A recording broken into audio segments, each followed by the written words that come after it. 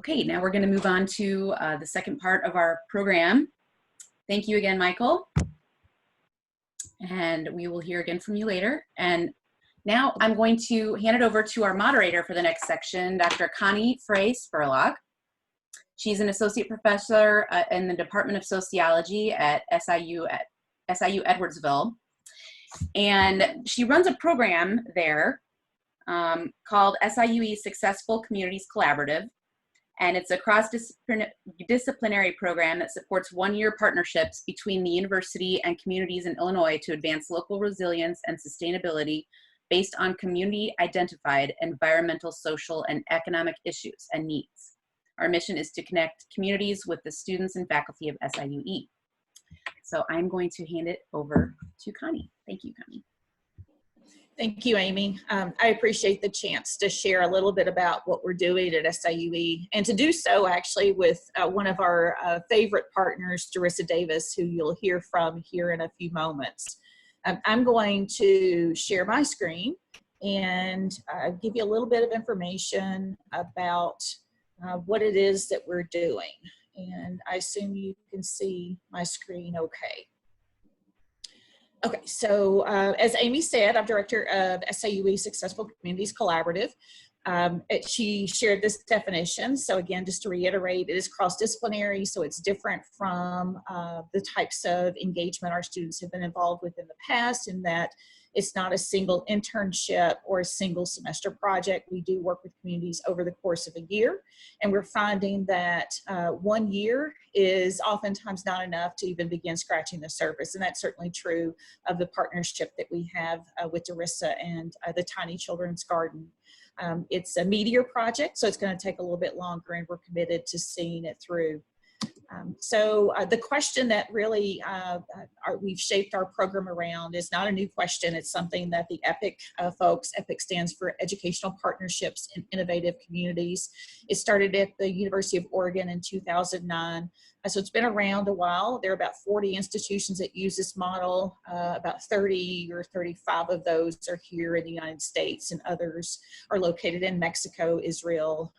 There are 3 or 4 now in Africa, on the continent of Africa, and a couple of others that are budding. So it's a flexible, adaptable model whereby basically we connect our students and other resources at the university with community-initiated projects. So we're not, as the university, going out and saying, here's what we think you need.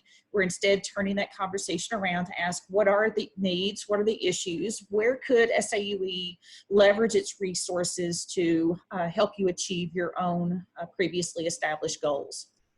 And our students get a great learning experience out of it at the same time that we're helping our partners move their agenda forward. So a quick overview, we've been in Godfrey, Highland, Alton, Edwardsville as our primary municipal partners in the past 3 years. And you can see that we've engaged quite a few students over the course. We started with just 35 students in about 3 or 4 classes. And this year we've engaged about 228 students over probably 10 or 15 different classes total. And then we've also, as I've already alluded to, now partnering with different types of organizations and community projects. We're calling those small project partnerships. Small, not necessarily in terms of the scope of the project, but small maybe in terms of maybe funding sources or the single outcome. So Edwardsville, for example, had 3 distinct different projects. With the Tiny Children's Garden, we have 1 primary project in mind. So again, small projects. Another one that we have involved, Omasan here, a graduate student in the Environmental Sciences program. She worked with Madison County this year to do some research around the recycling program. Again, that furthered their agenda. It gave Omasan great hands-on applied experience. She is excited and wants to work in waste management. So this was a perfect opportunity for her. And then again, one of perhaps our favorite projects, and certainly one that I think we've done more along the lines of investing in people, communities, ecosystems, and local economies. This particular project probably highlights that work best of all the communities and projects that we've worked on. And we do, as you see, have some funding through the USDA that we had received to support community projects like that. So we've benefited from that, and we're also certainly looking for other investments and funders to support building this park. So Darissa contacted me, and I'm going to try to get through this quickly so we can hear more from her. But she contacted me actually about a year ago. So we started this conversation in early summer. We learned from her, and again, you'll hear her tell you what the mission, what her vision, what her larger hopes are for her community of Washington Park. Those of you that don't know, it's in St. Clair County, which is about 20 to 30 minutes away from the university, about 20 or so miles away. It's a fairly small community, small population, significant loss over the past few years rather, but that's a characteristic of a lot of the communities in Southern Illinois. There is a pretty good level of poverty. As you can see, household incomes are low. So we are talking about low income, community that has experienced deindustrialization, white flight, loss of resources for lots of different reasons. There's a history there. And we consequently, of course, are working with the food desert. And I remember one of the questions that I got really excited about and helped me connect closely with Darissa as a community partner was she just asked a simple question as to why her children in Washington Park didn't have the same advantages and resources that children in a place like Edwardsville, where our home campus is located, had. And that's a fair question. And so this garden is just a small part of responding to that question. So quick overview, Darissa purchased this lot a couple of years ago, I believe. Again, she'll correct me if I'm wrong. It was a victim of illegal dumping, as you can see on the left. So that was a big obstacle to overcome. On the right, you see our first site visit with a building that's on the property.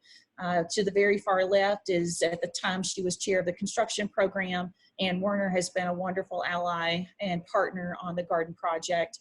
She's engaged construction students over the past year on various pieces of the project. And then the other students you see there are our sociology graduate students. So in the fall semester, last semester, prior to COVID, they did organize 2 cleanup days and had significant outpouring of support from the community. So this clearly indicated that this is a community that is hungry, no pun necessarily intended, but hungry for this kind of meaningful engagement, and are hopeful for what this space could provide, not just for them, but for the community as a whole. The fellow with his back to us here is Darissa's partner, Kenneth Brown. You can see that he was busy and hard at work on this day with a community member there, helping to get that illegally dumped dumpster off the property. Our students so far have created a digital presence. So we do have a Facebook page, we have an Instagram page, we have a website. They've engaged in digital mapping projects. You see a glimpse of that, marking the assets in the community. It's only a start to that project, but we do recognize that there are a number of assets that get overlooked sometimes in Washington Park because of the dominant narrative about what that community is. Here's a photo of the construction students presenting to Darissa at the end of the last semester. They have created a 3-phase plan for her to follow to develop the garden and ultimately to establish a farmer's market on the property that serves the community and the region, hopefully. A survey of the property, and students have designed a little library to be installed post-COVID, of course. Our students have also, and our faculty and staff for that matter, have engaged with the elementary school. So we're trying to engage with the full community, and Darissa thankfully was our doorkeeper and helped us enter that door. They have put together a book drive. We learned that the library in Washington Park is really not sufficient to serve the students, the children in the community. So we had students collect those books. We've already dropped those off because of COVID. We took them to the Good Samaritans organization that's about a block away from the garden space, where I hear Darissa has a new summer program that maybe she can tell us about here in a moment. And again, we have students there on the right with Darissa. This was at an apple tasting event. So we're building a garden and trying to create enthusiasm and invest in the community and the people themselves, right? To build up a group of gardeners that are K through 5th grade. That was a lot of fun. And here are some of my favorite students, some of my grad students from last semester. And you can see the list of courses. This has been heavily influenced, of course, by sociology, but then those construction students have been quite involved. And we've had CEID, those are the curriculum and education folks. So they were very heavily involved with the book drive specifically. And then we've also, through student effort and certainly Darissa's leadership, we have aligned the Tiny Children's Garden with the Gateway Granny Network that opens up community resources, access to knowledge, and volunteers. And so I've already taken too much time. I'd like to now introduce and turn it over to my partner, Darissa Davis, and have her share with you a little bit about her larger vision and how it connects with this idea of investing in people, ecosystems, and local economies. So, Darissa? Yes, I am here. I would like to say thank you all for having me as a part of this panel discussion. And as Connie stated to you all earlier, my name is Darissa Davis. I am a reading teacher and educator in the community of Washington Park. And since then, we have been preparing and planning this community garden, which I think is a great benefit to not only the students, but the parents and other community members in Washington Park. We wanted to take advantage of the fact that we know Washington Park is a food desert, and we wanted this garden to come about so we can support healthy living, healthy eating, but also we wanted to foster community togetherness. And since starting the idea of the garden, so many other ideas have branched off from that, specifically the Little Free Library. But there is also the reading program that I'm going to have going on this summer in partnership with the Good Samaritan Center. And we are going to be teaching children and families the importance of gardening and growing our own food. We also want to start a STEM center where children can learn about science, technology, engineering, and mathematics.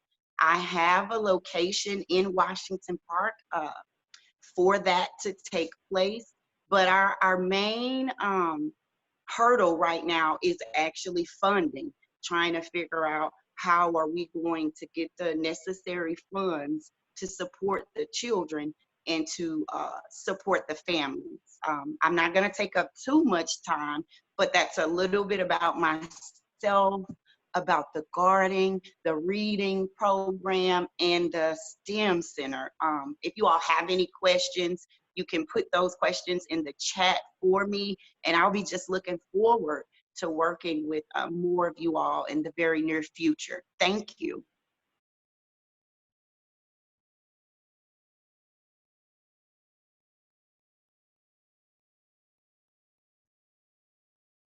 Unmute. There we go. I'm unmuted now. Thank you, Darissa. Welcome.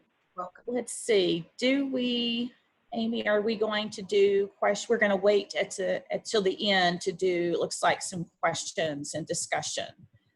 So with that, let me now introduce our next panelist, Ms. Stephanie Bush-Taylor. She is President and CEO of Community Development Sustainability Solutions, which is a smart, green, and sustainable 501c3 in East St. Louis in Illinois. And identified in 2017, it was identified as a State of Illinois Pillar of Excellence. And the CDSS has facilitated an urban agricultural experience in St. Louis for the past 6 years and specializes in equitable solutions we can all live with by addressing bottlenecks present in many underserved communities. So Stephanie, it's all you.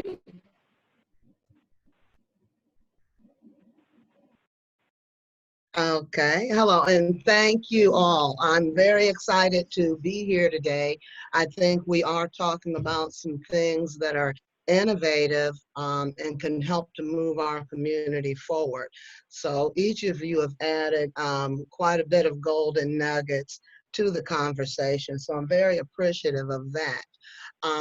Again, I am Stephanie Taylor, and I am the founder of Community Development Sustainable Solutions. It was important that our solutions were smart, green, and sustainable because we need to be functional and they must be equitable solutions. So that's been our overall agenda and mission. I want to call to attention a defined idea of what a community or a city is. And it is a large human settlement. It can be defined as a permanent and densely settled place with administratively defined boundaries whose members work primarily on non-agricultural tasks. So basically, we're talking about cities being clusters of residents who cannot feed themselves. And when you're talking about underserved communities, we're talking about the creation of food deserts. We see that happening across the globe, especially when you're dealing with things and sustainability. A lot of disenfranchised people, a lot of people moved away from productive lands where they can produce crops, or if you're dealing with a community like East St. Louis, where our ground has been poisoned, our water has been poisoned, and this is a fight that we continue to deal with. So food deserts come about for a lot of different reasons, but we are here because we want to focus on ways to end our food desert. One of the things I wanted to discuss again is that we are grassroots. So that means our mission all along has been to empower and encourage participants from our community, and that's a holistic approach. From school-age children that we are teaching that food does not come from a can or from a box. So preparing local residents for global agendas that continue to trickle down to our community. So for a minute here, I'm going to share my screen, and I'm just going to pull up our website just to give you a quick view as to, you know, who we are and what it is that we do. So we work on a lot of agendas to cull crime and violence. Here you see our vice president after planting potatoes. Our sweet potatoes are yielding a great product.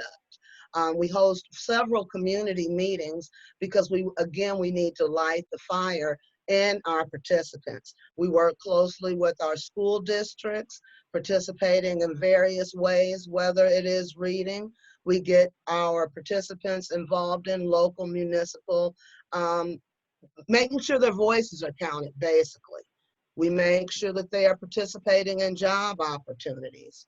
So we also want to make sure that they are involved in actively feeding their families. A lot of them, whether people realize it or not, they utilize our local parks to fish and provide that meal for the day. So by us implementing gardens, we've taken it a step further. Now maybe they can have a salad on the side of that fish, or let that salad be something to sustain them from the beginning. So again, we really take a look at our food deserts as a way to empower and promote that self-reliance that Michael was speaking on earlier. So it's a great, and right now with the COVID epidemic, it's a great opportunity for us to reroute and innovate our thinking. Now the power is really in local hands. Now is the time for grassroots organizations and educational institutes to lead the way in which our communities, our counties, states, And eventually the federal government should go when it comes to feeding. We shouldn't be looking at getting food baskets delivered when it's already diminished the quality of vitamin D and vital nutrients that we need if we could have gotten this food locally, because we were prepared for such a thing. Because again, a city does not produce its own food. We wait for trucks to bring in our meat and our produce. And that's a bit scary when you think of what we're dealing with. We offer several programs for instance, our urban agricultural experience that we're speaking on now. We do currently have a campaign, which is our HUG campaign. And again, we teach it because food does not come from cans, as you see. So you see a lot of youth that do participate in our gardens and adults. We do make sure currently that our garden beds are raised garden beds, because again, our soil needs that vital attention. Our local plants are not investing and reinvesting their money in the community in the way in which it should, when we're talking about how our municipality should set up tracks of funding that would help to sustain some of these efforts. But instead, our houses, foundations are crumbling, the streets are crumbling, and the ground is getting poisoned, and no one is doing anything about that. So it is critical and it is vital. So we do work heavily with our partners to make sure that we can plant food back, so that we can answer things like sickle cell by providing carrots and sweet potatoes to them. And again, I made mention of our Help Us Grow Gardens campaign that we are working on, because our gardens clean the air, they reduce greenhouse emissions, they clean up carbon, they feed people. So we really need to look at making sure that we are stronger and that we demand that they hear us. I think that's really what's important, that we demand that they hear from us. I'll go ahead and stop sharing now and go back to my face. But I just wanted to make sure that we drive home the point that we have to keep it local. And I think one thing about our organization is that we've kept it local, and not only are our gardens grown organically, but so is the company, so is the mission.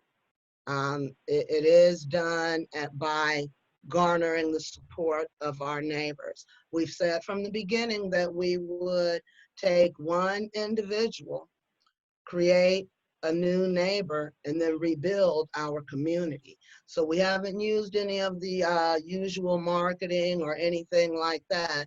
It's been our mission to keep it local, because we're trying to locally empower. We're trying to reignite a fire. So we utilize local investment. We also utilize recycled materials in our garden. We believe in upcycling. Solar and rainwater, we've made 2 attempts at that. That is really a daunting task, to get water to that garden. That is one of the most intricate things, if you're going to plant a garden, that you need to be aware of, unless you're going to carry buckets and gallons of water, as we have learned the hard way, that can happen. So finding a way to utilize fresh rainwater, I think, is the best.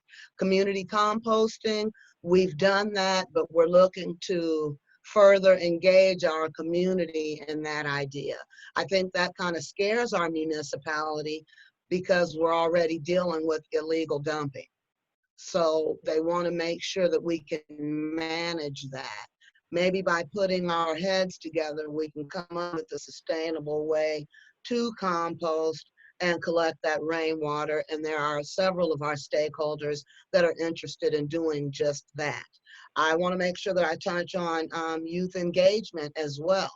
Again, making sure that our kids understand by incorporating this product or project into several of our after school and in school projects or programs that we already implement. Because again, our kids and our family and their families need to know that not only is the garden accessible, but it's also free. Mainly it needs their support to help it keep going.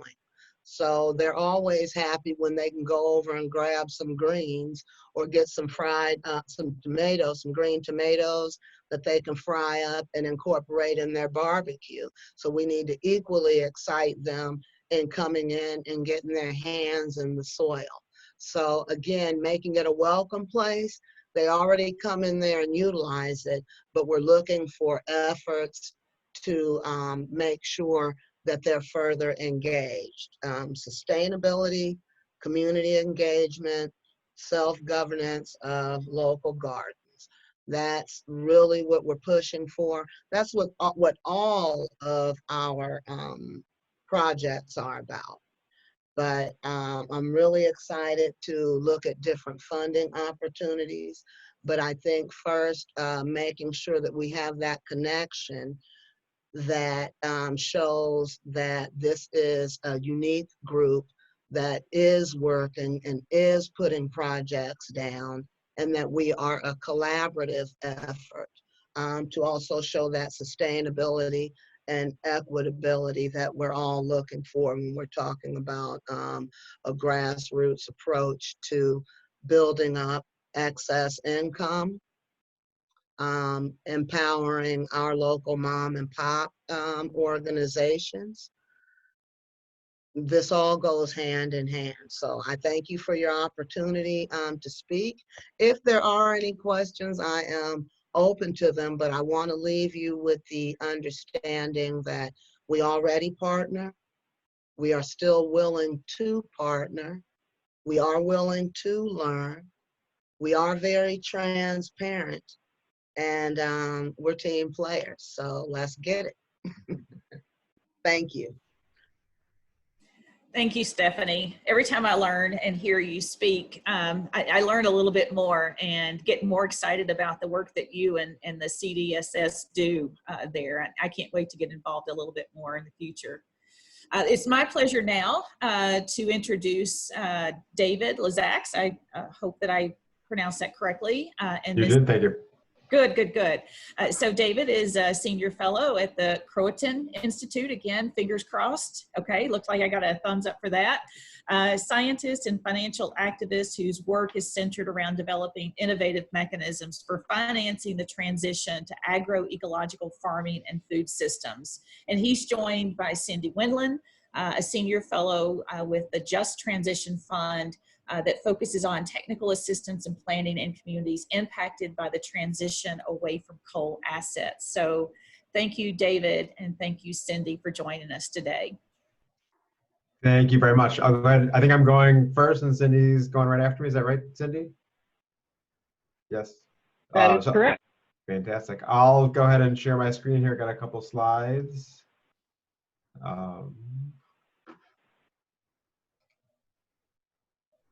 So again, my name's David. I'm coming from Croatan Institute. We're a nonprofit based in Durham, North Carolina, whose mission is to harness the power of investment for social good and ecological resilience. And most of the work that I'll be talking about today comes out of our, there we go. A recent report that we worked on called Soil Wealth, Investing in Regenerative Agriculture Across Asset Classes, which was funded by a USDA Conservation Innovation Grant. And where we kind of approach this work from is from the perspective of you can't fix a broken food system with a broken finance system. And as our previous speakers really talked about, is that not only with food, but with all other parts of economic development, if we can't get the right kinds of money into the hands of those who are going to be really changing the systems in which we rely on, then it's much harder to do with this broken financial system that we have now. So we're really looking at ways to look at kind of this intersection between these two systems across finance and food. And from the perspective of agriculture, we look at agriculture and some of these, whether it's organic, sustainable, regenerative, agroecological, there's a whole bunch of terms that are being used these days, including the one that we introduced in this paper on soil wealth, or how do we increase soil wealth while also building community wealth, is that there are a number of reasons and outcomes, and whether it's related specifically to carbon sequestration, or it's related to public health and nutrition, or sustainable livelihoods, or community economic development. There are just a variety of reasons and benefits and co-benefits that we want to be shifting the way that we support these systems and the outputs that these food and farming systems provide to ourselves and our communities and our families. And just to tie this, back to, I think, what a lot of the emphasis is here related to climate is that in the analysis that we did based on Project Drawdown results, is that climate-friendly agricultural practices, at least in the US, could mitigate nearly 170 gigatons of carbon dioxide equivalent while generating nearly $10 trillion in net financial return. The big question is, in order to generate those, that net financial return, we're going to have to identify where the investments they're going to come from, and whether those are locked up in our 401ks and our pensions, whether they're locked up in other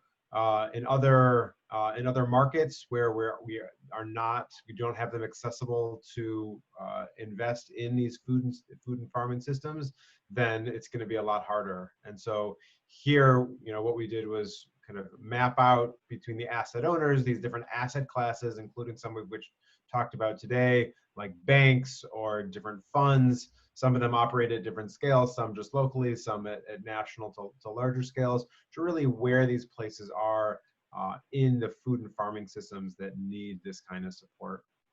And so some work that we've done at Croton Institute over the past couple of years includes our organic agriculture revitalization strategy that's really based on the idea that changing the way that we grow food and distribute food is an economic development play. And a report put out in 2016 by Penn State showed that being an organic hotspot increased median household income by $2,000 and decreased poverty by about almost 1.5%. David, I'm sorry to interrupt. Sure. I think we're having a problem with your slides. It's not on presenter view. I haven't seen any of the actual slides that you've been going through. I mean, I can see them on the left-hand side, but there we go. Should I just click through them this way? I'm not sure, but yeah, we've just seen the slides on the left so far. So I just wanted to make sure that you knew that. No, I didn't know. Whatever slide you're on. Okay. That's good. Thank you. Hold on. I had to stop my sharing, and I'm going to share it again. Can you see them now? Mm-hmm. Okay. I think I'm just going to click through them instead of presenting them. Okay. That's fine. Is that fine? You can see the organic hotspots slide? Yes. Okay. So one of the reasons I wanted to kind of talk about the organic hotspot work as it relates to economic development, as you see here in this map in the East St. Louis area, is not one of these hotspots, whether it relates to not just organic, but I would say other types of climate-friendly food and agriculture. And we know that demand for those kinds of foods are increasing. We know that the costs of them are high, but that's from the perspective of those costs really not internalizing all of the positive and negative externalities, whether it relates to health costs, whether it relates to poisoning our soil, whether it relates to community economic development. And we're trying to demonstrate that actually organic organic food and other kinds of these more regenerative farming systems in actuality are cheaper in the long run. And just to go through a couple of mechanisms that we're seeing this kind of capital move toward these better food and farming systems is another project we worked on with hospitals, specifically looking at the investment dollars that hospitals hold, which in the US is about $400 billion. And while they don't have a mandate specifically to be investing locally, whether it be into housing, into local businesses, into elements of the food system, there is that opportunity for these hospitals who are place-based as part of their mission to really be using their dollars and leveraging their dollars in order to do that. And so working with the Democracy Collaborative, we created a toolkit for these place-based entities to begin to start investing locally. Another example here as it relates to, I think, the questions before around, all of my banks are getting bought up, are going away, are closing down, whether this is in urban areas or rural areas. Well, we're actually starting to see a resurgence of some fit-for-purpose banks, including here in Maine with the Maine Harvest Federal Credit Union, is that the businesses, especially as it relates to the food and agriculture businesses, weren't able to access the kinds of capital that they needed to support their businesses. And so some entrepreneurs got together and actually started up the Maine Harvest Federal Credit Union, a new credit union that is serving that population.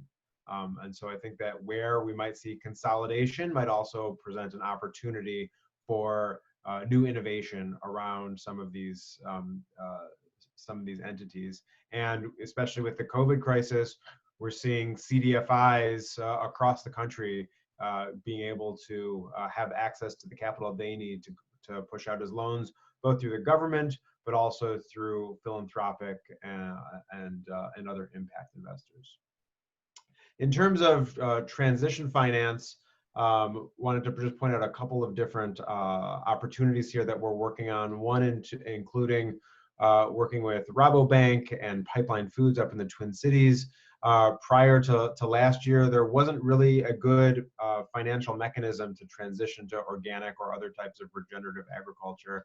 And what it took was a group of us to really say, hey, we need a new kind of product for loans, and getting the group of people together to actually put that together. And this is what we're able to offer last year. And then one last one to make sure that Cindy has her time as well is that we recently started a project, again with support from USDA.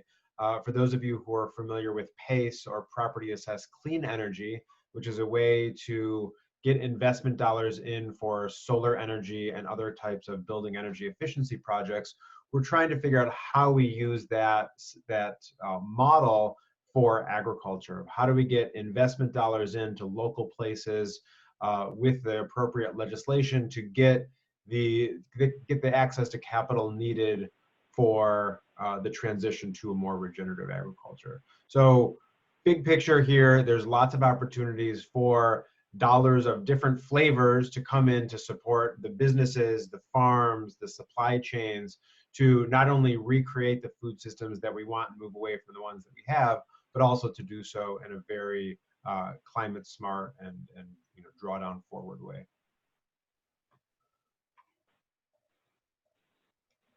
So Cindy, I can pass it over to you now. All right, excellent. And let's see here. I can start sharing my screen. And okay, can everybody see that? Yes, thank you. All right, excellent. I am Cindy Winland, and also on the call today is Emily Rhodes, and we are the technical assistance team from the Just Transition Fund. And let's see here, the fund, and you can see this is Emily and I. Here are Emily and I on the left-hand side. A little bit about the fund. It was developed roughly 5 years ago, specifically to address the gap that was seen between the effort to transition communities from coal to clean energy, but there was not any real effort devoted to what goes on in a community when that happens. What happens to the tax base? What happens to the workers? What happens to the culture of the community, the site where the major industry was? And so this fund is set up to build more resilience in communities by diversifying economies, promoting inclusive and equitable economic growth. We're also big believers in homegrown solutions, investing locally. And so a tenet of our work is that we bring a national perspective, but we also are here to promote what is successful and what the community wants, as opposed to swoop in with a solution. We also approach this in a neutral way. And so our work is intended to bring everybody to the table, to bring all the kinds of resources that might be needed, fill gaps when they're identified, those types of things. And in order to do that, we are neutral, we're nonpartisan.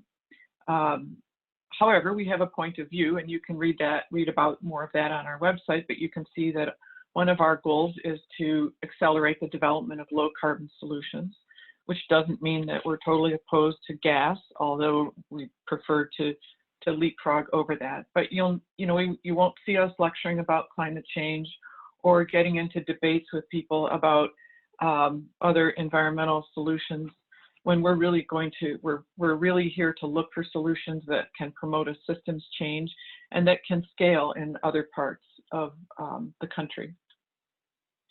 So the fund approaches this problem as a hybrid, and with that we are half philanthropy and half technical assistance.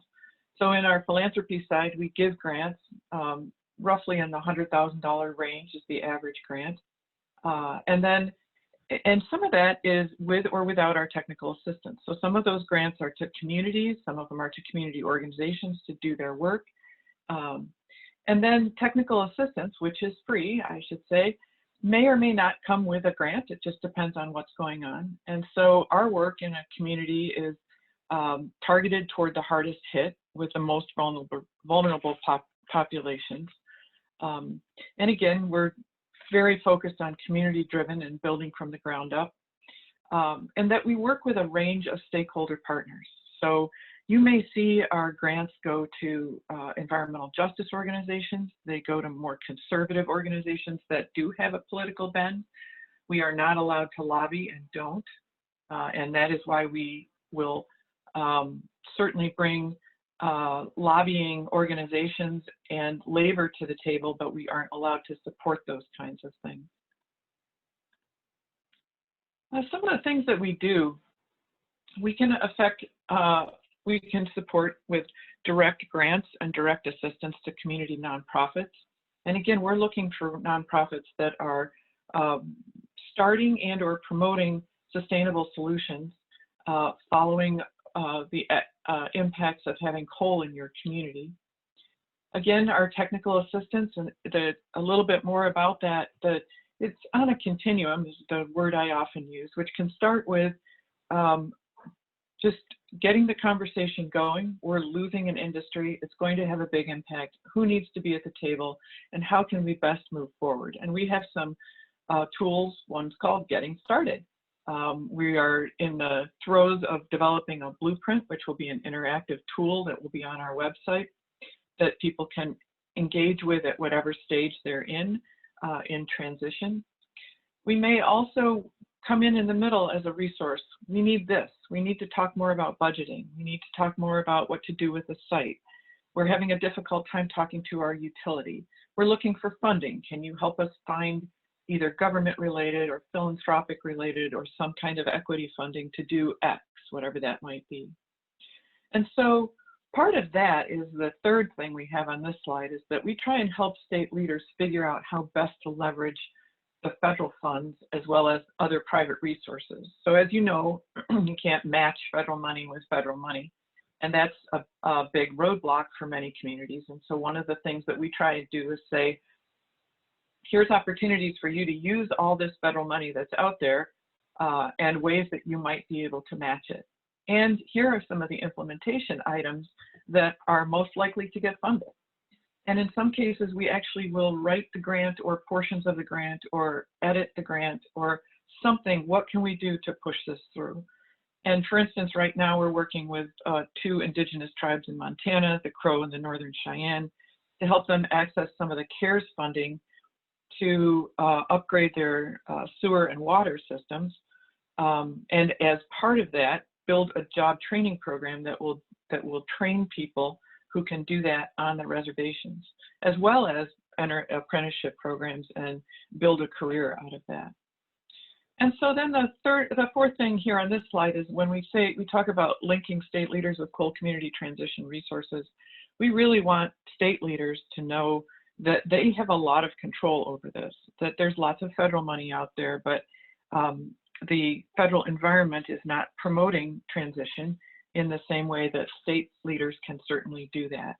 And I think we've seen some autonomy demonstrated lately with COVID and among the state leaders. And so we try and encourage them to establish their own resources, look at all these other solutions that are going on in other states who actually have just transition offices or have established just transition funds. So what do? We talked a little bit about getting started, about some strategic planning, grant writing, facilitation. What does that look like? That can be anything from helping to run a conversation in a meeting to helping people who routinely disagree or won't be in the room with each other to do that, so to come to some kinds of consensus and or agreement to disagree so that other aspects of the economic diversification can move forward.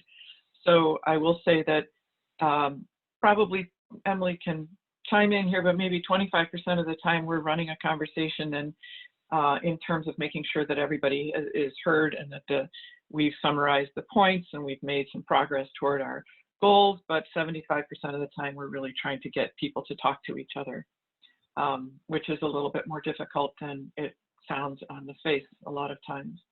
We'll bring in expert resources. That can be people, it can be money, it can be processes, it can be other kinds of organizations. I use the participatory budgeting example a lot, where that's an NGO that helps communities figure out what to do when they're going to face a budget shortfall, or they've seen a budget surplus. What should we do with that? And it's a community-guided process to come to some solutions that have long-term impact.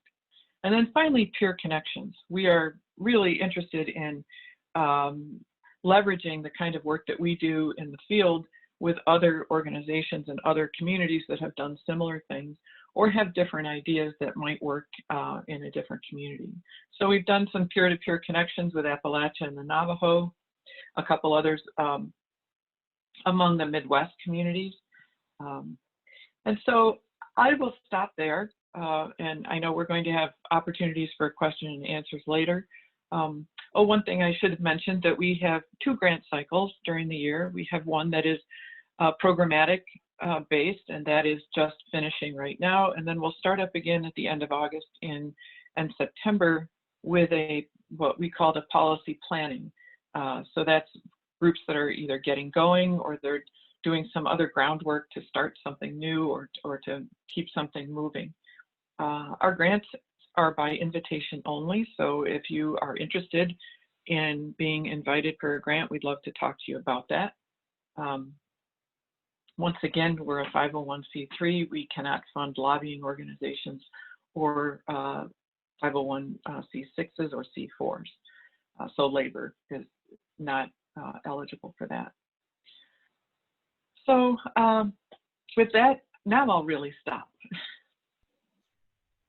And, thank you, Cindy, and David, and all of the panelists for providing a great foundation for our discussion today. Now we can use the last hour to dive deep into actions we could take to generate more local investing in people, communities, ecosystems, and economies. So let's start with a discussion of how are your community activities working as a tool to combat climate change?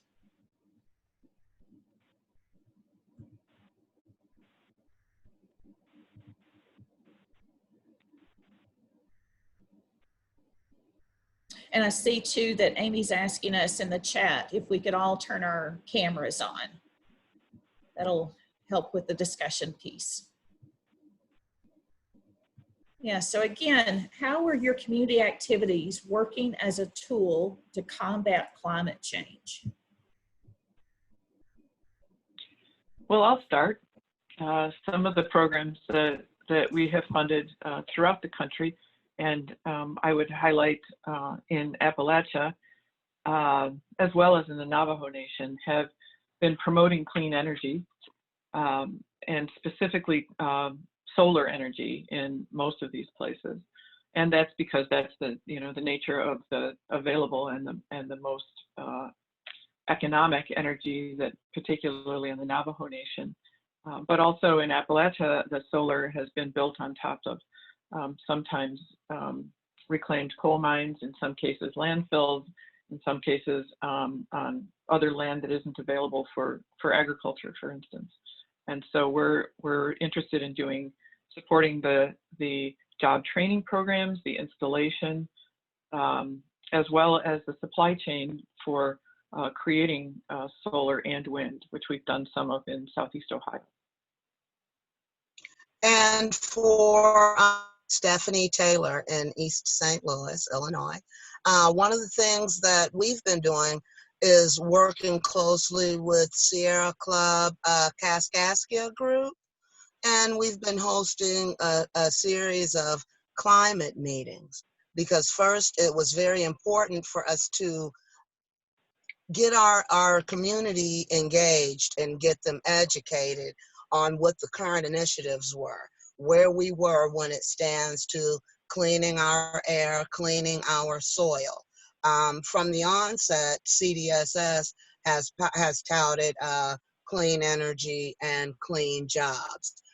Because we do facilitate a parent-mentor group within several school districts, we're also thinking about campaigns that we can insert for the next school year.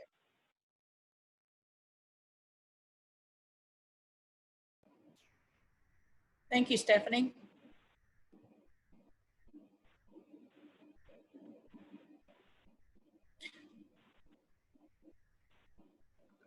I think just to speak to, whether it's across agriculture or across kind of the, broader supply chains where, there are, so many ways to connect better sources of capital to better outcomes, and whether those outcomes are in the community, on the soil, as it relates to kind of storing more carbon in the soil as it relates to climate change, is that we know we need the businesses, we need the agricultural practices, we need the community and the technical assistance all to come into alignment with each other. And we're seeing that happen in some ways and less in others, but we're seeing bright spots out there in terms of how we began to do these systemic shifts of both capital, of both food, of both jobs, of local communities, all so that we're able to reap the positive benefits and the positive externalities that come from that.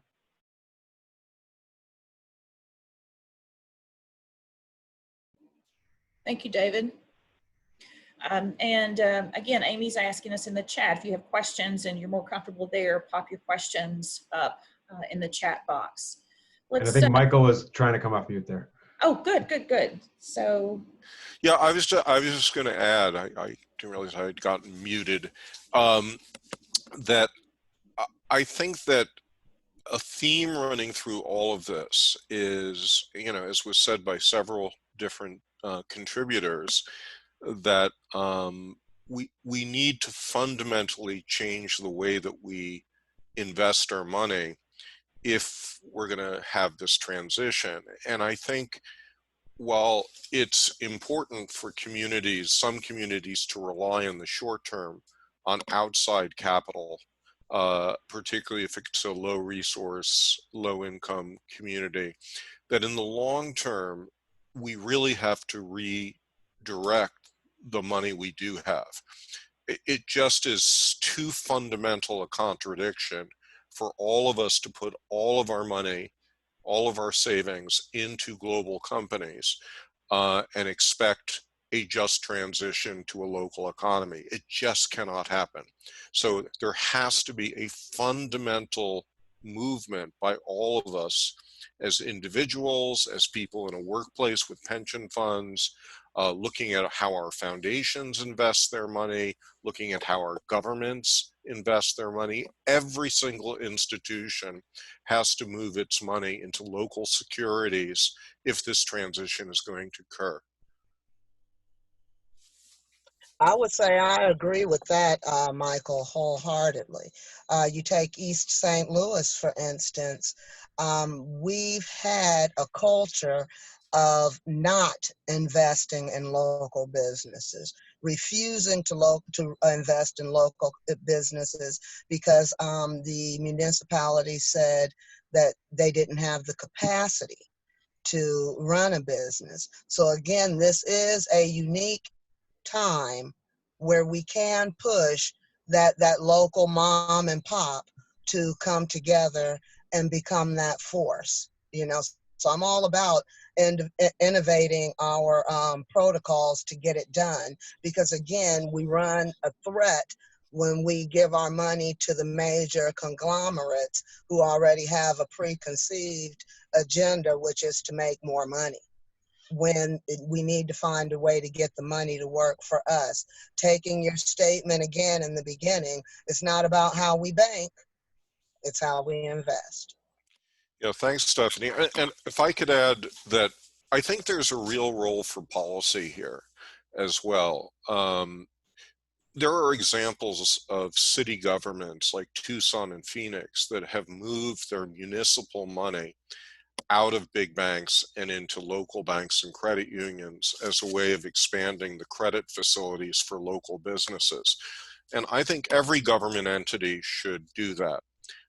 There's another piece of legislation that the Michigan state legislature is now entertaining to create a 50% state tax credit for every dollar invested in local business. You'd get 50 cents off your state taxes. That's the kind of incentive that can fund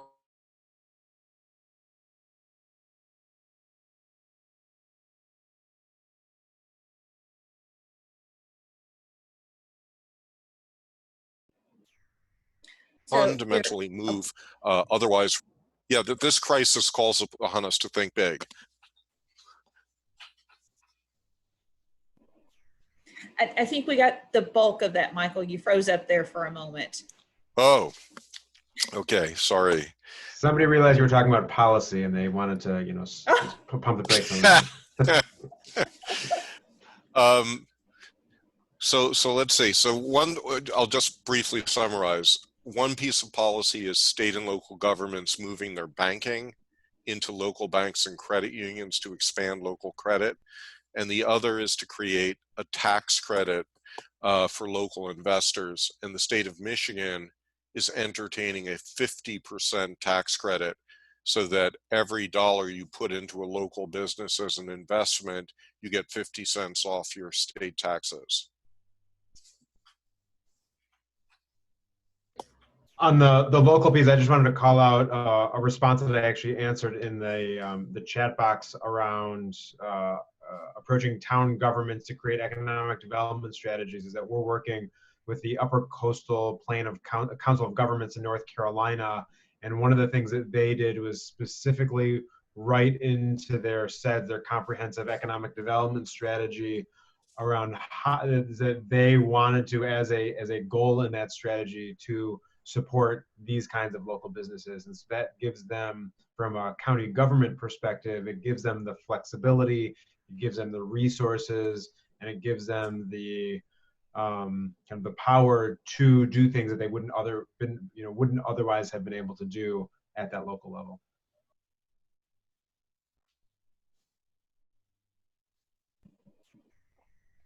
Great. Let's think about another question. What types of practices do you use in your community to improve equality or equity, quality of life, and resilience? And how do you implement those changes, and what benefits have you seen as a result of those practices? So that's a lot, but it's really about what are we doing to improve equality, equity, quality of life, resilience? I would say education and voice. Education and voice. Prior to starting this organization, I used to wonder why at 6:30 and 7 in the morning, people were already turning over buckets and having bottles of beer. They're disconnected. So education, and then also providing them an avenue to be heard. I think that's one of the most important things we've been able to do to engage our constituents. Cousin Lionel in?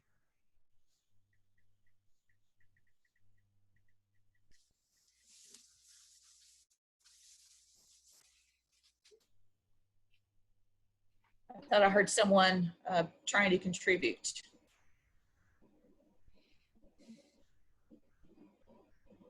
Okay, maybe not.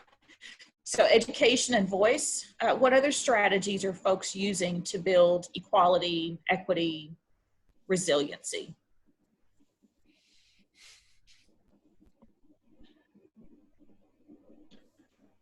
We're tracking a number of, I'd say, initiatives broadly, and I think Michael pointed some of them out, including the Boston Impact Initiative and some of the local CDFIs, the Community Development Financial Institutions, that are recreating these capillaries of capital, these connections of access to capital that wasn't available otherwise, especially to communities and people who have been disinvested in over generations. And here's the opportunity now to get capital into the hands of those who are going to make the change on the ground. And as said previously, away from those who might be causing harm or causing disinvestment in communities, but to really enable the change makers on the ground to make the change that they see fit in their place and where they live and where they work. I'll add that one of the things that I'm seeing more and more occurring around the country, and the example that I gave of the East Bay Permanent Real Estate Cooperative was one of them, that by investing in infrastructure that serves low-income communities, you can simultaneously do things with your money, make a good rate of return, and actually boost your economy. I think affordable housing is a really important thing for all of us to consider investing in. I mean, the statistics on people not having affordable housing pre-COVID were really quite staggering, that all across the country, millions of people are spending 50% or more of their income on rent, and they're way under the poverty line. And that has to be fixed. And now it's going to be tens of millions of people who have unaffordable places to live. And I feel like we need as communities to massively reinvest in affordable housing. Personally, I'm sold on the community land trust model and putting local investment funds at the core of community land trusts so they have the ability to scale up more quickly. And for those who know, community land trust basically separates the land from the houses. So the community owns the land, people come in, they buy 99-year leases of house. Because house separated from the land, it's cheaper, and you can also keep it permanently affordable through the legal relationship with the underlying land. And there's, I don't know, about 35,000 people in the United States who live either in ownership or rental units with community land trusts. It's tiny, but that could be scaled up with investment. And one of the things we learned in the last economic crisis in 2008 is people who live in community land trusts are a lot less likely to lose their homes. I think we're going to see that again in this crisis, and I would love to see every community build up an affordable housing community land trust and encourage people to invest in it. So Connie, I would add in a different vein from the investing, that as Stephanie said, giving people voice is really important, and we try to be sure that when we're engaged in a community that everybody has a voice, and if they don't have a voice, we actually will seek that out to see if there is something that they'd like to say or participate in or take advantage of. But one of the programs that, a couple different kinds of programs that we've invested in are called, generally referred to as wraparound programs. And so to promote the opportunities for people, many people need more than just job training skills. They need financial management skills, sometimes social skills, sometimes the ability to live with others. And so we will often fund a workforce training program that is has a certain percentage of work, a certain percentage of education, and a certain percentage of counseling that goes with it. And sometimes these are directed at specific populations, like the reentry population, or they could just be directed at people who are trying to work toward home ownership. So that's one of the ways that we try and invest and promote equity. Hi, it's Darissa Davis, and just to kind of piggyback off of all of the information that I'm taking in as far as with investment, with the gardens, with the homes in the community, I believe education stands firm as #1 priority, because in order to get everyone on board with all of these great ideas, we have to be educated about it. And that brings me back to the STEM Center and the Community Center, where it would be housed and used for education, not just for the children, but we want to get parents on board. If you need help, you know, getting that GED so you can get a better job, we want to be able to service you here, or at least be able to point you into the right direction. Home ownership, which, you know, I think is very important, because I invest in commercial property and residential property in the community of Washington Park and East St. Louis. And it feels good to be able to educate other people about it. Instead of being a renter for 20 years, we can teach them financial literacy and how to be able to go to the county auction and buy a home.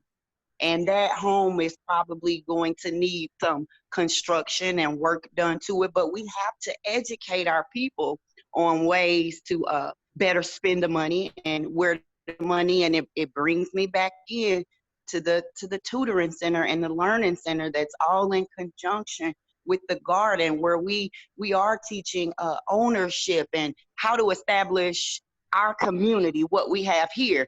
As an educator, you know, I tell my children, some of us may never get to leave Washington Park. This is it, this could be it for us. So we have to stay and make it better. If we're the ones that's going to be here, we have to get educated in order to make our living situations better social skills, just a better way of life in general. And Darissa and I both are passionate about education, if you can't tell. And I wanted to touch back on something that you mentioned, Michael, and that's homeownership. Darissa echoed some of that sentiment as well. According to census data, 70% of residents in Washington Park spend more than 30% of their income on housing. So it's an incredible drain on their income. And I also wanted to, in terms of the equity, quality of life, resiliency question, want to add that that's really what SIUe Successful Communities Collaborative Project is all about. We know data tell us that when students have hands-on, high-impact practices in a community, that they are more connected to a community, so they invest themselves and their dollars and their energies into those communities. They stay in those communities longer, they interact with them differently, and they're knowledgeable, of course, about the local ecosystems and whatnot. And so we also know, though, that those community engagement practices are oftentimes reserved for lots of reasons in lots of ways for more privileged students, economically and typically racially privileged students. And so by embedding these projects, these hands-on real-world community engagement projects in the classroom and making it part of their curriculum, we don't have those sorts of barriers that students are asked to do these projects above and beyond. So it creates some equity in terms of the kinds of engagement that students have access to. And again, we know that there's tremendous payoff for that kind of practice in terms of learning outcomes. And then, as I mentioned, we typically use a one-year model, but clearly in a case where we're working with Washington Park, it's going to take a little longer than a year to establish a food garden and then to address the larger food desert and equity issues present. So I wanted to add that piece to it as well. We touched base on this a little bit, the next question we have on our list, but maybe we could revisit and add some things to it. What's a myth or misconception that you see in the general public that you'd like to set the record straight on? And I see that look on your faces, so I know you have some answers to this. Let's hear it. I'll start. I'm gonna cheat and give two myths. One myth is that Wall Street will generate spectacular rates of return for you, 10, 12, 15, 20%. Everyone now has seen a 20% cut in their Wall Street investment over the last year. So people are a little more suspicious of these historic numbers. But I will just say that as I look at the historic data of what Wall Street has delivered, 5% is a reasonable benchmark per year of what you can expect to get out of the stock market. And if you're dealing with 5% instead of 10% or 15%, lots of local investments look very compelling. The second and related myth is that locally owned businesses are not profitable and not good investments. And the sort of related myth is that if you invest in a local business, most local businesses fail, so therefore you're going to lose your money. But what people really mean is most local startups fail. So an important thing for a local investor who is concerned about risk is not to invest in startups, but invest in an existing business that has a good expansion plan. That you know and trust and can feel the goods and services and ground truth.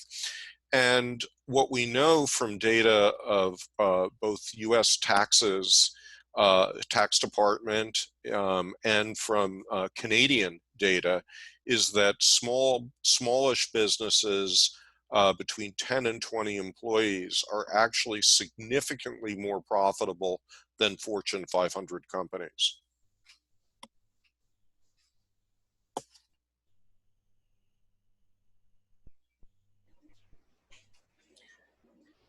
Other thoughts around myths and misconceptions? Well, I can add one from our work in the field, that holding fast to the idea that there will be new manufacturing that will come and use the power that you have and the facilities and the infrastructure and all your well-trained workers is going to save you. And lots of communities hang on to that so long that they miss opportunities to, and all the time that they could have been thinking about diversifying or visioning something that's different than what they had in their mind. And that is a really important aspect of the kind of work that we do, is helping people see reality, particularly in some of the most isolated places. It doesn't mean you have to roll up the sidewalks, but you certainly have to recognize that this is not going to be the same. And a lot of times these communities are where they are because of the fossil fuel that they're not going to use anymore. So I would say a reality check is you know, huge myth people carry around with them. We're doing a lot of work now these days around true cost accounting as it relates to not only investments in businesses, but also as it relates to other places on both Main Street and Wall Street. And I think that, you know, the misconception, you know, and this goes back to the comment around Amazon earlier, is that what might be cheap for you might actually be very expensive for all of us. And whether that relates to climate, whether that relates to the extractive nature of some businesses in our local communities or in our land. And so we really have to have a better sense of what value is to us, how we communicate that value, how we price our goods and services, whether that relates to fossil fuels or anything, or food or anything else, and how we better you know, come up with the frameworks and the structures so that we aren't forced, if anything, to make decisions just based on the price, but of that long-term and systemic value that our day-to-day decisions offer. Absolutely. For me, I would say a common myth is that the food that we rely on here in our food desert is healthy. It's not. It's processed and it's plastic. And we are in a state of emergency. So the myth that what we're getting fed is adequate is a total misconception. Also, it's a myth that major conglomerates can get issued this money and can distribute it equitably through our community. Thank you.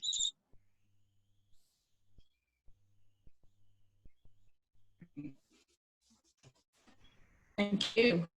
What changes do community members and investors need to make to support the local economy of your community and communities like yours in a meaningful way?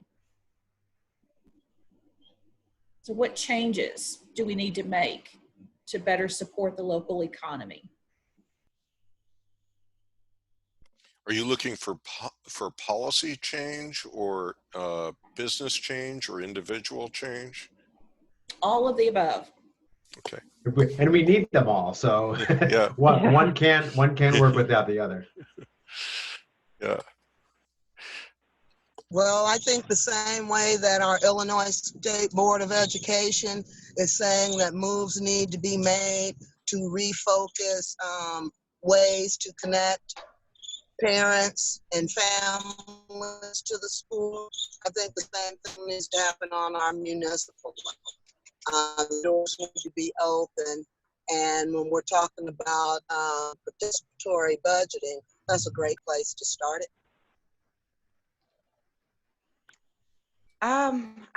I think as far as a major change, I would like to see more minority-owned businesses within the community. Things have changed a lot. I mean, I'm only 35 years old, but from the time, you know, when I was a child, the neighborhood stores, they looked different. There were more Black-owned businesses within the Black-owned community that I live in personally. So I would just like to see more minority-owned business successfully thriving. I think this would be a good point, a good place to highlight the work of my colleagues at the Impact America Fund. If you're not familiar with them, their mission, reading off their website, is there's a future where people of color experience true agency and participation in the American economy. And I think that they're doing, you know, exactly what Darissa you mentioned, is that they're getting the capital that is needed by people of color who are entrepreneurs to create businesses in their communities.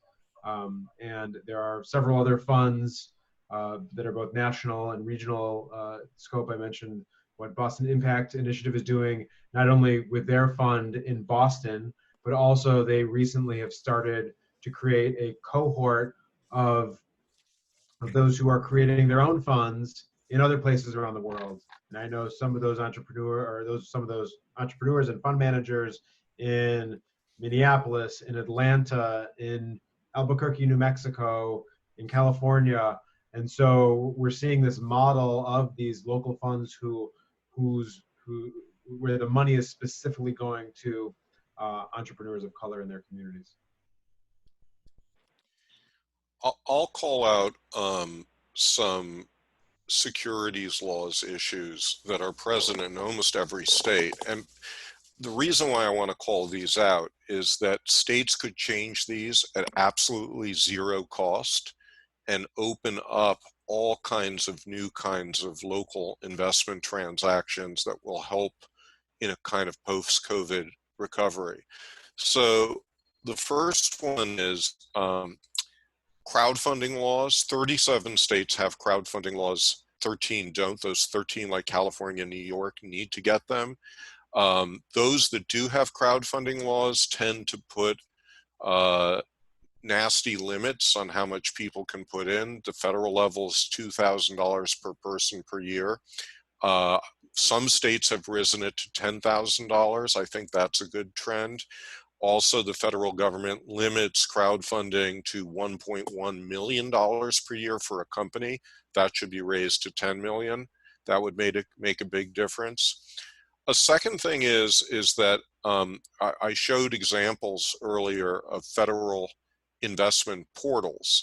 These are for federal interstate investment transactions, but for local intra-state transactions, these 37 states with crowdfunding laws allow local portals to operate, but unlike the federal governments, the people operating these portals can't charge success fees. So there's no viable business model for people to facilitate local investment transactions. All of this is a protection racket for broker-dealers. It could be ended with the stroke of a pen in any state. The last thing, and this is the most absurd piece of a securities law. If I, in the chat while we were talking today, started to make a list of businesses that I thought were worthy of investment in East St. Louis, I could be taken to the cleaners by the Illinois or Missouri securities folks for solicitation without registration. And that is absurd. We need to permit local businesses and local investors of all kinds to engage in all kinds of free speech without any impediment whatsoever. And by the way, there is a bill, there's a rule change that the SEC is entertaining, and the comments are due in about a week, that says that they will declare testing the waters, that is, conversations around businesses that haven't yet done filings. Conversations will be legal if this rule goes into effect at the federal level. Again, this could be done at the state level with the flick of a pen. So this inspires me, Michael, to talk about one of my pet peeves. In almost every state, and I think it's true in every state, that municipalities are not allowed to save money. They have to hide it in a community foundation or in an authority, or to appropriate it and then not spend it and give it right back to themselves in the same line item the next year. They see it all over the country, all different ways. And I think that if communities were allowed to save for a specific purpose, and the concept of an authority, a quasi-governmental unit has been established to do that, trust funds to do that, special bond initiatives and things where to try and get around the inability to save for a specific purpose.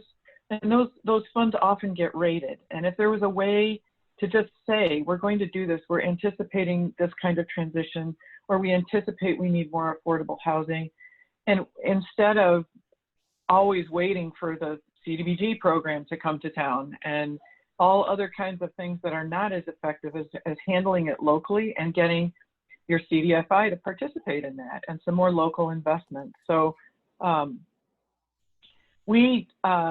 and certainly in the technical assistance program, I'm prohibited from getting involved in policy and preaching, but since we're having our third hour of a webinar, I can't resist putting it out there that I think that's a stroke of a pen, but it would also require that people develop trust in their municipality, that you're paying these taxes, they will be used for the right thing in the future. If I could just add, Cindy, that's great. Great that you mentioned that, because you know, the investment, community investment models that I gave earlier all depend on specific exemptions to the Investment Company Act that make it cheaper and easier for communities to set up these funds. There's one exemption that has really not been exploited yet, and that is if a municipality or a county government sets up an investment fund, that also is an exemption. You don't necessarily have to use public money, although you could to park it, as you say, as a place to put savings. But you could just run it as a municipality and have others put money into it and use it as an additional source of finance for all these good projects we're talking about. Mm-hmm. Michael, do you have a link or something you can share about the rule change and the comment period that we might be able to share after? Yeah, I'll put that in the comment period now. Perfect.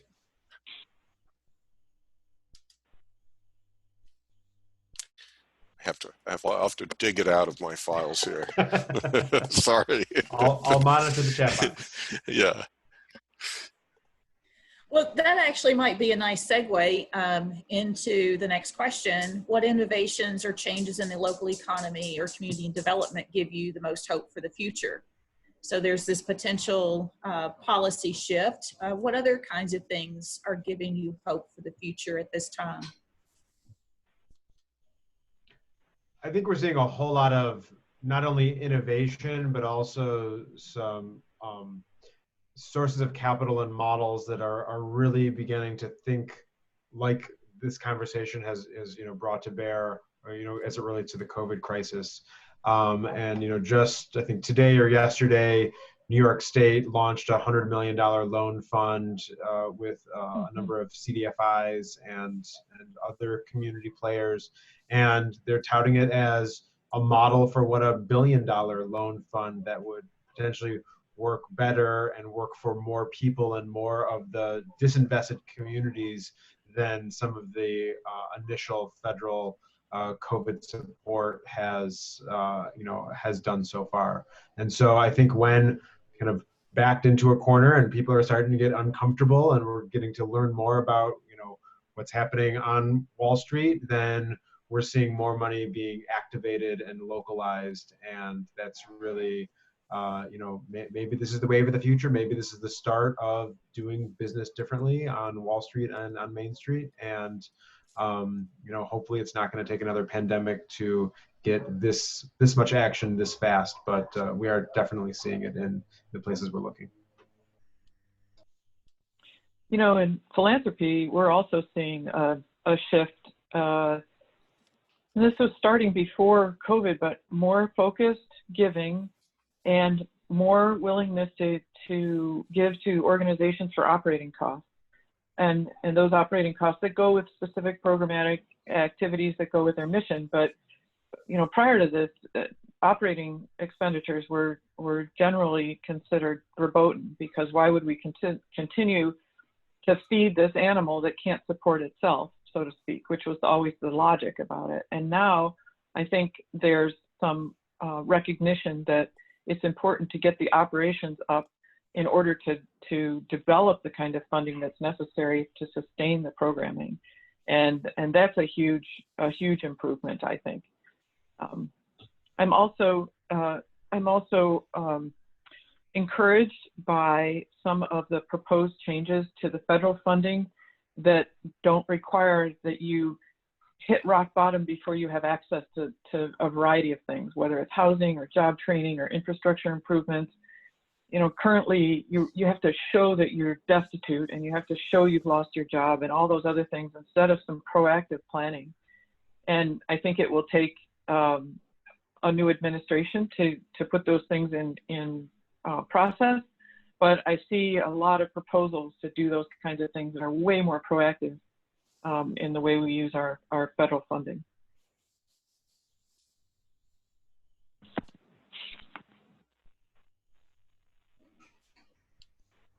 Thank you. Any other sources of hope? New sources? All right, well, let's shift a little bit. What sort of information or other resources would be helpful to you and to others looking to get started? And as you're thinking about a response to that, let me also put in a plug again for SIUe as a local resource. Our administration has a renewed commitment to serving the public as a public university should. And that's partly, again, why Successful Communities Collaborative was in fact created, is to not only provide our students with a rewarding, meaningful educational experience, but again, to support and further our community partners' agendas. So please keep that in mind. SIUe and other, whatever region you might be in, right? Other educational institutions in the community that might be hungry and looking for these sorts of opportunities to work with a partner because of the mutual benefit that can come of these partnerships. With that, what information or resources might you need?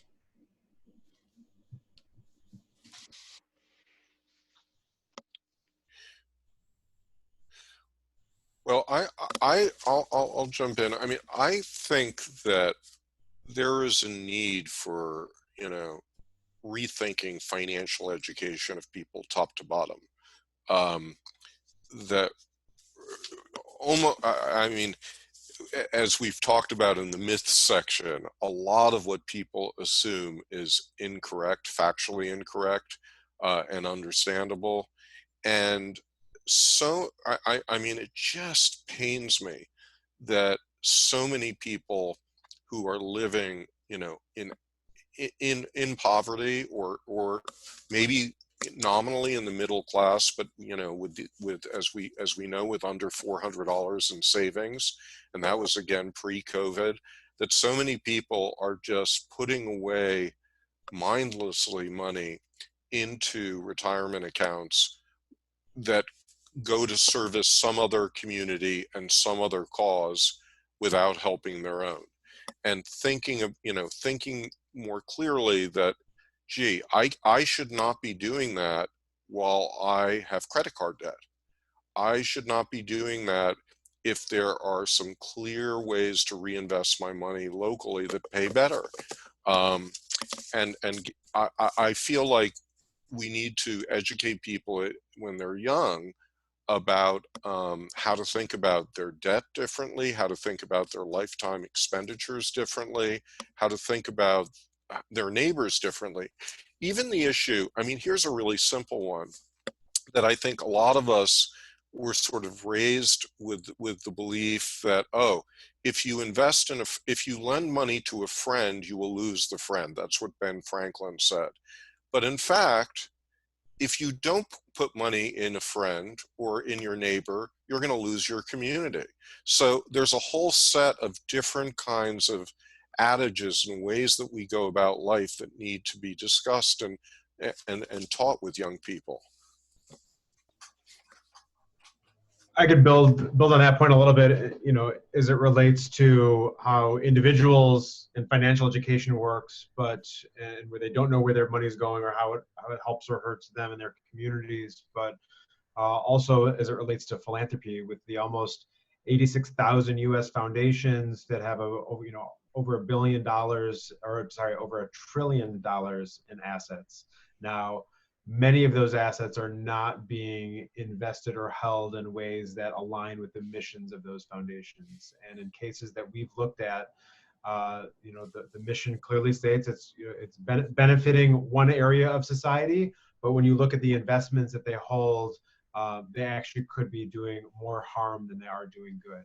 And while they might be generating income that helps to provide grants on the other side to help fix those problems, they actually might be doing more harm than they are doing good. So, you know, whether it's from a regulatory perspective or whether it's from a, we talked about it before, a shame perspective, we need to better align assets, you know, not just with philanthropy, but with other asset holders as well, with actually trying to address the problems we're all trying to solve.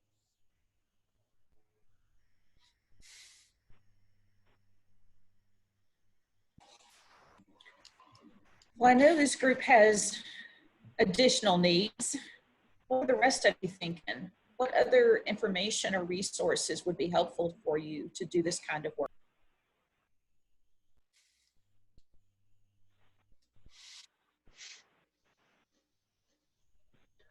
I mean, I'll just say that I think it's important for, you know, especially those of us who are working in many circles nationally and globally on policy, on investment, on community needs and infrastructure, but to speak up and say when there's a need or when help is needed. And there are, you know, there are networks of us who are, you know, are looking to help, looking to dive in, looking at, you know, in some cases, it's not that we need to be invited into the conversation to help, not to, you know, to parachute in and say that we have all the answers, but you know, whether it's technical assistance resources, whether it's financial resources, whether it's legal resources, you name, the list goes on. Is that there are, you know, large communities out there of those, whether from the for-profit, the business, the impact sector, who are ready and willing to engage in addressing, you know, any number of one of the challenges that communities face these days. I would agree, David, that it's so important that people know that philanthropy and organizations and NGOs are out there. It's often hard to connect with them, and we spend a lot of time trying to market, so to speak. And so with respect to resources, I know that there's all kinds of databases of philanthropy and all kinds of databases of investment models. And you know, Michael brought up 3 great examples. I don't know how to get that word out more to people about here, there are opportunities and there are examples. And there's also training. There's basic things like how to write a grant, how to ask for money, how to find, you know, where your work and this mission aligns. And I think that I would love to see more of that in a bigger way, and that would really be helpful to me, to us. Yeah, I mean, For East St. Go I ahead. think that I apologize, Michael. No, go for for it. East, what we need is help building an irrigation system for our garden. We also need to build capacity with current gardeners and volunteers that we need, a way to send them to a master gardening course or someone that would come to us. We already, again, as I mentioned, work with Sierra Club, so we're looking to get some more fruit trees, things like that planted. So Stephanie, you and I should definitely have a conversation and include Darissa and some other community gardeners in the community about how SIUe could support this growing wonderful network of gardeners on this side of the river. We have a lot of faculty and students both that are interested for professional as well as personal reasons. So let's follow up and have that conversation soon. And then let's see, if folks have links or databases that you think would be helpful to folks on the call or folks as a follow-up, be sure to leave those in the chat box as well. Let's see, we do have looks like Scott has made a comment, any resources that can support change in the way people think about their local economies, as Michael mentioned, especially those communities that have seen fossil fuel industries leave them. But who seem desperate to bring back those same industries, as Cindy mentioned. Definitely a need to do some communication around that. Yeah, And this is where I think how one does economic analysis, I mean, it has changed quite a bit in many places, but we're still, we still have a paradigm across the country that says the key to your prosperity is to attract and retain outside companies. That's where nearly all of the money in economic development is spent. And I think everyone here is working on a piece of the problem that's very much in the underfunded place, which says, how do we nurture businesses that do exist and local businesses, and how do we create new ones in our community? And when I'm done with this call, I go on to another 2-hour call with the Northwest Area Foundation and 8 tribal communities that they're supporting, including, Cindy, the Northern Cheyenne. And these communities are, I mean, if you want to see how economic development can fail, I think looking at tribal communities is a really good place you might go. And I mean, these communities, you know, by design, in terms of, you know, misguided federal policy for years, have been forced into massive dependencies, not able to produce their own food, not able to produce their own energy. And there's, you know, a few models of communities that are doing better. But I think what I see as the mission of this group of tribal communities is, you know, let's share every possible way that the tribe is finding self-reliance and share those models, both business models and policy models like local procurement ideas or local investment ideas. And let's, as a team, really build up the strength of tribal communities. And I think that kind of team approach, you know, within states, with rural communities, with neighborhoods in urban areas, I think that kind of team approach has to increasingly be done. And what this is a reminder of is that even when you talk about local economies, the connectivity of one local economy to another is a critical piece of making that model work. You know, and I would also point out that when we look at models, and specifically to Scott's question about when people are desperate to bring the industry back, and some of the most successful places that we've seen do something, you know, every economic development person uses, they talk about asset management. What are your local assets? And then to think about them differently. Okay, let's identify them, but they're not going to be used for in the ways they were used before.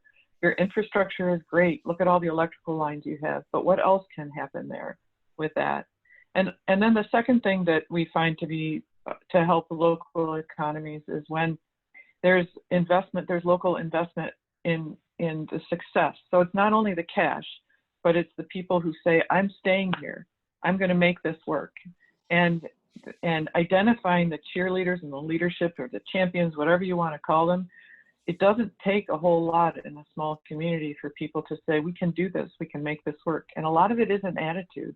And, you know, I hate to put on my Miss America hat and say that kind of thing, but if you don't have that in a community, it doesn't matter what else you have, money, otherwise. If there isn't somebody that's leading the charge or a group that's leading the charge, it's not going to happen.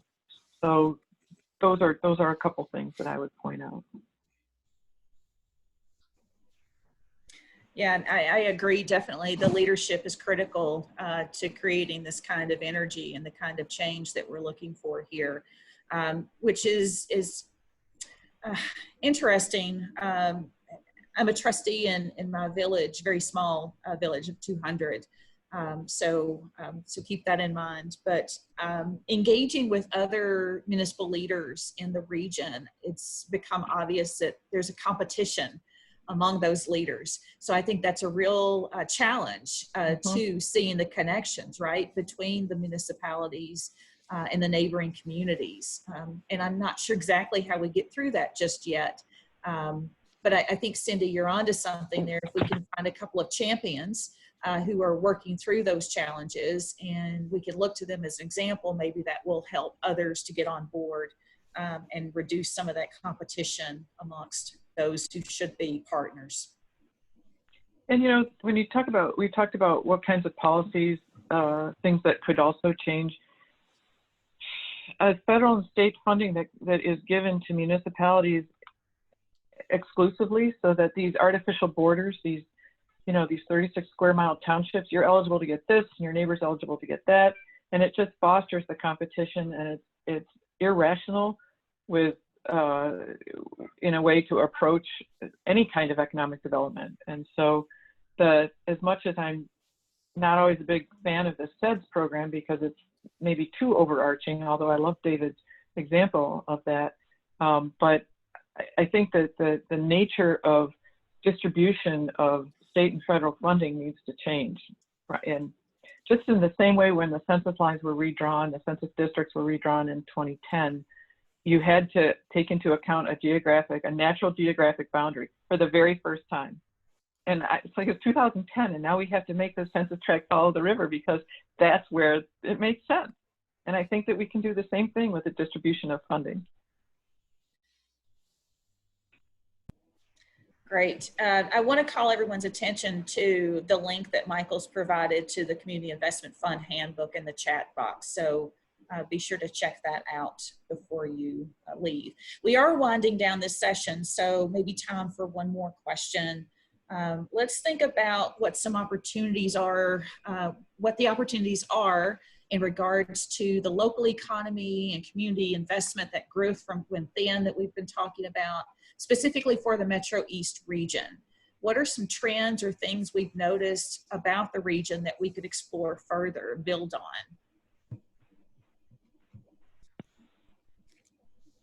So thoughts about the local opportunities. Well, just opportunities right now. I always have to lean back towards education. And with the COVID-19, which has just happened, we know for sure that is going to set our children back in learning. And whenever we get back into these classrooms, in between that time, we need to do something, to help get our kids on board. So I just think there should be more opportunities for learning, whether it's inside of the classroom or outside of the classroom, in your local libraries, community centers, churches, whatever it may be. I think it's just an opportunity to help get our kids caught back up. And we know just on summer break, that puts some kids 2 years behind. So I could just imagine what COVID-19, we don't know yet the impact, of course, that it has on education, but I know there is going to be one. Yeah, well, once again, I share Darissa's perspective here. I think that with the disruption of education, the status quo of education, there are quite a few opportunities right before us that in this moment of a bit of chaos, we can recreate education that will create the kinds of leaders that we need to do this local investment and sustainability thinking in general. Other thoughts about opportunities? Well, I'll build on that and say that I think, we haven't talked much about indicators of success, but I think that's definitely part of our agenda. And among the indicators that I think are consistent with what the last two comments are, what's the probability that a young person can have fun without engaging in illegal activity? And second, what's the probability that a young person with a great business idea can actually successfully set it up? So I think that we tend to, I was very happy to see in the presentation about the gardens, the central role of kids in this. And I think building in entrepreneurship for youth is critical. So many of you don't know this, but I grew up in St. Louis, so I sort of know the area. I come back periodically to visit my aging mom. And one place that I always go to is a church in northern St. Louis called St. Laborious, where a doctor and his son took over the church and turned it into a skateboard park and an entrepreneurship center for kids. And it is such a great place. Kids love to come there, love to learn about business ideas, art, their imagination. And to me, the spirit of that is how we should try to infuse entrepreneurship activities everywhere. That sounds like a great model. I have to check that out. Other thoughts on opportunities, David? And I think many of us have talked about kind of the role of capital and finance in these, but I never want anybody to think that money is the only thing that's going to solve our problems here. And it's really how do we talk and to underscore the change in culture, the change in education, the change in policy, the change in some of our values and norms really underlie a lot of the change that we're talking about here. And capital can certainly be a lubricant for that to help things move faster, but it's that idea, it's nurturing those ideas, that passion, that desire to make the world a better place that we really need to be instilling, or not we need to be instilling, that needs to be instilled in the change makers of this generation and the next generation. And that's got to come from the ground up. That's less likely to come from other places. So I think there's lots of opportunities from a top-down perspective, but even more so from a bottom-up perspective, and it's where those two kind of meet in the middle where some of the most exciting things happen. David, I totally agree with that. I do believe we need to invest more, in human resources, because like you said, money just won't solve everything, especially if we get all of the money and we're not educated enough on what to do with it. And just thinking back to some of the events that we had in the garden with bringing those human resources together, fraternities like the Kappas, Boy Scouts, having people from the university, I realized like now I'm in a circle of great human resources, other teachers, builders, environmentalist majors. So I do think, bringing our people together more, and just investing in good people, that definitely is going to take us a lot further than a dollar could do for us, having actually good people. Any additional thoughts before we turn it back over to Amy for a wrap up?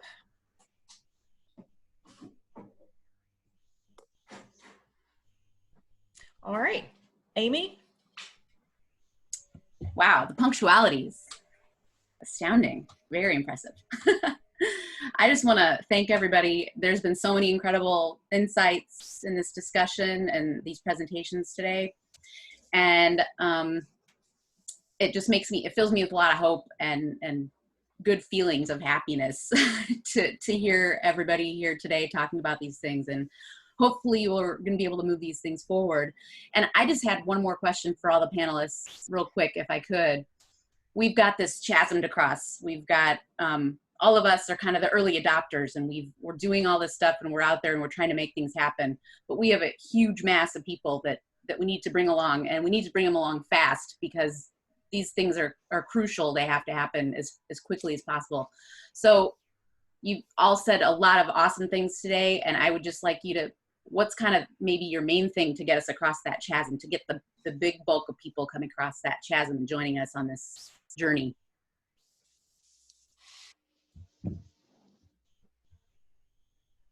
Whoever wants to jump in, go for it.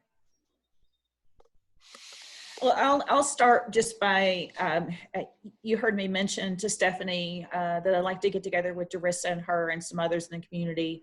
I think that's the best thing I can do. The most effective thing I can do is to continue to have conversations and to broaden the network and to create and build on the energy and synergy of that network. You know, as an educator, I've used lots of data to try to convince students to think about the environment differently or the economy differently or what have you. And data is certainly important and good data is critical. But there has to be, I found that having an emotional connection, some kind of feeling, right? So the enthusiasm, the energy, every time I talk about this partnership with Darissa and the garden, I talk about the numbers of students that have gotten involved strictly because that enthusiasm that she brings to the project is contagious and they look forward to working with her and learning from her. So, you know, I could talk about the data, the environmental damage and the soil contamination and those sorts of things to get them encouraged. But it's that human relation and hopefulness that we create in that shared conversation, I think, that really brings the crowds to the project.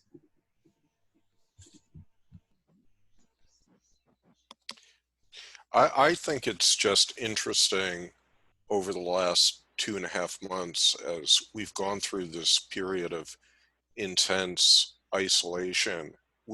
I think we've also come to recognize more and more, you know, the connections that are possible. I think we are learning about neighbors we didn't know we had. We're learning about businesses that we didn't know existed, some of whom we're going to miss now. And I think that that new sense of connection is something to be built on. I think people have an openness to revisiting their local economy in a way that they hadn't for 25 years of abstract conversations about globalization. So I'm encouraged. I think that the I don't want to call it a solution, but the way forward to address everything that we've talked about over the last few hours is we shouldn't be looking for a silver bullet in any of it. It's going to, what we need is going to come from different places, from different people, from different ideas, and from the deep collaborations and vision for a better world that I think we're all seeking. And so, you know, it's fora like these that bring us together to share those ideas. And I think that the coolest stuff is going to happen maybe not here on Zoom, but after, once we get back on the ground and in the communities in which we work and live. And I think that, you know, and I often say that I think if we can instill the sense of common good in children, in kids, in teenagers, and in adults, that a lot of things will happen more quickly if people realize that they have a responsibility not only to themselves but to other people, and that some of the actions that we take that are less than convenient or aren't immediately showing change, those things take time. As David said, there are no silver bullets, and I think that we have to help people think about that this is a group effort and that we all have to be dogged about it for a long time, for everything, not only climate change, but, you know, COVID, all kinds of things.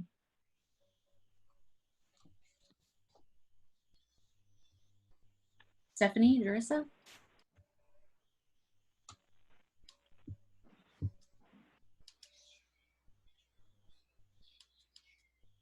You guys want to chime in one last time? I just want to say thank you. Thank you to everyone for sharing and actually inspiring at this moment. So thank you to everyone. Thank you for having me. And I'm looking forward to speaking with you all in the near future. Me too.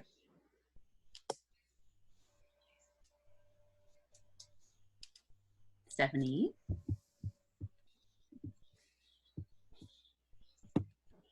I'm unmuting you.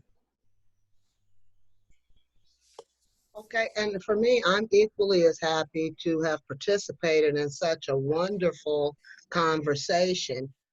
It's so important that we move these conversations forward. We're talking about maybe about eight to 12 years ago that I wonder why I don't but